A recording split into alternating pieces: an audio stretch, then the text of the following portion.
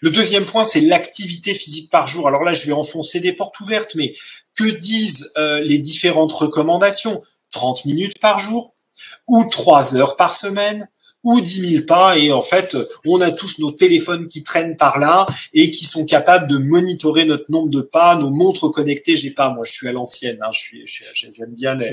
Je suis à l'éclipsie, donc. Voilà, exactement. Donc, c'est des choses simples. Après, si ça peut être plus, ça ne peut être que mieux. Mais encore une fois, le sport renforce notre immunité. Le sport diminue nos états anxieux. Si j'avais 2 heures de plus, je vous expliquerai comment le sport fait pénétrer du tryptophane qui favorise la synthèse de la sérotonine. C'est fondamental à l'effort, ça améliore les états d'humeur. Et puis ensuite, la supplémentation. Donc là, j'ai essayé de vous faire quelque chose de très court, d'essayer de cibler les basiques. On est d'accord qu'il y a plein d'autres choses qui pourraient être très intéressantes. C'est notamment la vitamine D, donc 1000 à 4000 unités par jour en fonction de l'âge de la personne, du statut. Je vous rappelle que l'alimentation apporte très peu de vitamine D. Hein. Couvrir les besoins de 1000 unités par jour, ça veut dire manger une dinde de saumon tous les jours, ce qui dans la pratique n'est pas possible.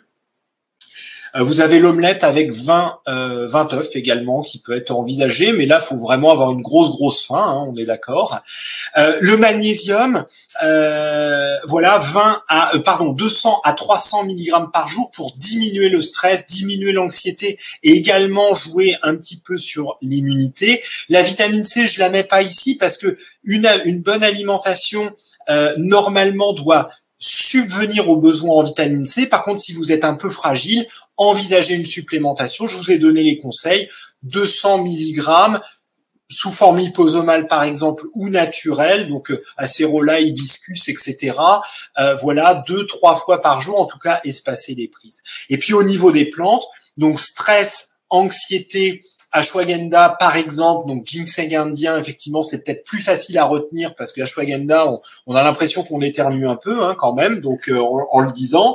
Donc 300 à 600 mg par jour d'extrait titré et ou du safran. Donc là, on est plus effectivement sur des troubles de l'humeur, des états dépressifs légers, 30 à 60 mg par jour d'extrait titré.